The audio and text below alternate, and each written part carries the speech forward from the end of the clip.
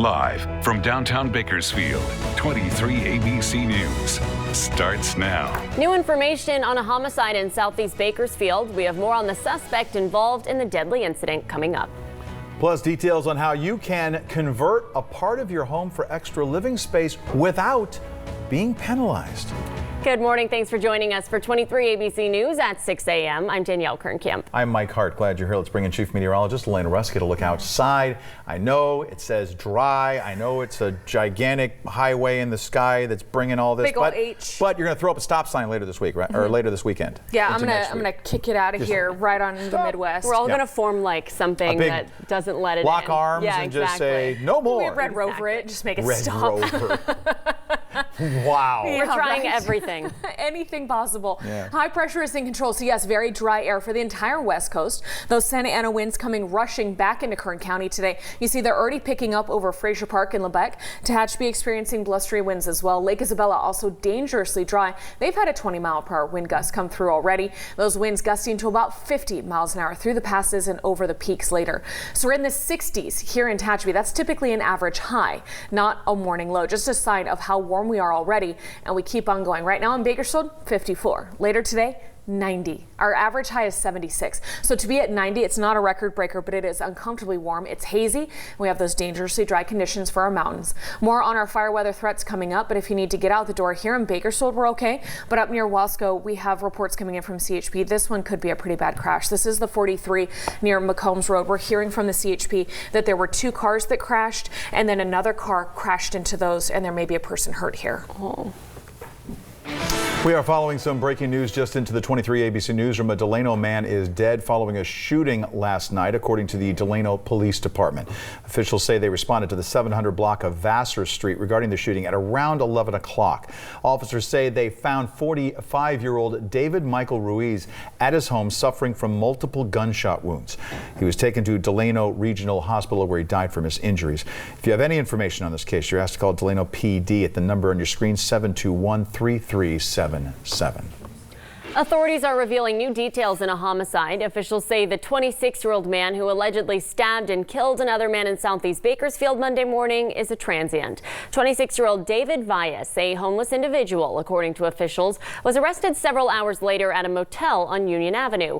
According to the Superior Court website, Vias has a list of several prior convictions. In August, Vias was sentenced to 90 days in jail for drug offenses and an additional 125 days for a parole violation. The district attorney's office said he was released early on both charges on August 16th because of staffing issues at Lerdo Jail. Megan Long, who lives near the scene of the crime, says many homeless individuals use the abandoned house where the stabbing occurred. She says she hardly sees authorities monitor it. You got to worry about somebody snatching your kid or hurting your kid or saying something. Like my kids got threatened while they were inside of our yard by a homeless man telling them that they better give him their dirt bike or he'd be back and they would see what happened. We do regularly go and check on abandoned residences to ensure that they're not being utilized. Unfortunately, there's a lot of abandoned residences here in Kern County. So while though we try to keep tabs on them, it doesn't fall under our primary responsibility. It is that of code enforcement.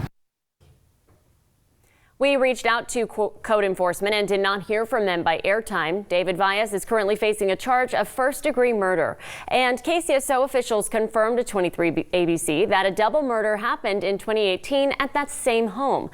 On October 6th of last year, officials found a 27-year-old man and a 24-year-old woman who lived at the property shot in the head and burned. In November of 2018, the property was tagged by code enforcement officials and abandoned. Since then, community members say it's been vandalized and occupied by homeless individuals. You can now add a mother-in-law unit or convert a garage on your property into a livable space without paying permitting fees. The Bakersfield City Council voted to loosen those restrictions on accessory dwelling units, commonly known as a mother-in-law quarters, going beyond the changes that have been mandated by the state. The ordinance waives impact fees for building an accessory dwelling, eliminates parking restrictions, and allows for a main house on the property to be a rental rather than owner-occupied. The state law requires a home on a property with an accessory dwelling to be owner-occupied by 2025. The City of Bakersfield ordinance eliminates that restriction. Advocates of the rule change say more affordable housing will become available as the state continues to grapple with a housing shortage. Opponents, though, say it could lower property values. A time change is almost upon us. Daylight saving time falls back in 2 weeks as people feel the perks of sleeping in an extra hour, and the statewide debate over the time switch continues on. Back in 2018, more than 60% of Californians voted to keep daylight saving hours year-round, ending the time switch. For many, springing forward and falling back just comes with the seasons, but others would like to see those yearly time changes become a thing of the past. That was the consensus in 2018 when California voters approved Proposition 7. Now a state bill must pass in order to end the time change, but that bill has been delayed. Some lawmakers are arguing it will impact trade with neighboring areas like Mexico, but supporters say the move will end the negative impacts of the time switch. Well, tomorrow night you can toast and taste the season at the Buena Vista Edible Schoolyard Garden. Sounds tasty. It sounds really good. 23 ABC's Daniela Garrido is live with what you can expect after already roasting some butternut squash. What do we have next? That's right. Well, we're still roasting those butternut squashes, but we added potatoes and onions in here and some bay leaves, or what are those? This is sage and thyme grown in the garden. Fresh herbs give our food flavor. We teach the kids that, so we added some flavor. We're going to add a little bit more olive oil, and then it's ready to go in. It's ready to go in. So Jordan is actually one of the kitchen educators here at the Edible Schoolyard Garden, and this is their kitchen. I mean, can you imagine being a kid and getting to learn how to cook and how to grow your own things in a garden through this program? I mean, it's just amazing, and that is exactly what tomorrow night is benefiting. It's benefiting their summer camp program, the Edible Schoolyard Gardens summer camp program. And what are we putting in there? Okay, we're just gonna put it in there. Veggies in there to roast for our frittata, and then we also have one that's already prepared. Let me grab. Okay, you're gonna grab it. Right, safety first. Of course. And so we're going to be taking out the fall frittata. It's already made. They already made it for us. And we're just going to get a look at, please do not burn yourself. I mean, she's a pro because she is one of our, I'll get it for you, don't worry. Thank you so much. Appreciate it. But yeah, this is a vegetable frittata that we make with our kids. The kids will do all of the prep work. They'll crack the eggs. They'll chop the veggies. They'll do all the work, and we eat together as a group. Yeah. That's just one of the things that the kids get to do in the cooking class. And tomorrow night, you can actually get to demo one. You guys are going to be demoing a salad. Yes, a shaved vegetable salad. A shaved vegetable salad, which sounds amazing. So if you guys want to head on out, there are still tickets for Toast and Taste, so you can get those online. We'll have that link on our website, turnto23.com. For now, we're live in Bakersfield. Daniela Garrido, 23 ABC News, connecting you. Thanks, Daniela. Adventist Health is stressing the importance of getting checked for breast cancer this month. The medical group will be hosting free clinical breast exams this week to help local women and men get checked. The exams will be held today from 4 to 6 p.m. at the AIS Cancer Center on Chester Avenue.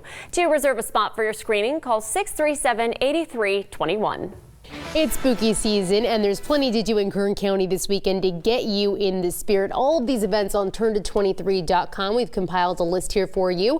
Tomorrow, you can trunk or treat at Magnolia Senior Living, hang out with some of our local seniors, or you can head over to KCSO, BPD, and CHP's trunk or treat. They're expecting about 1,000 kids over at their trunk or treat. It is free, and it's happening at the KCSO East substation off of Flowers Street. That's at 5 o'clock.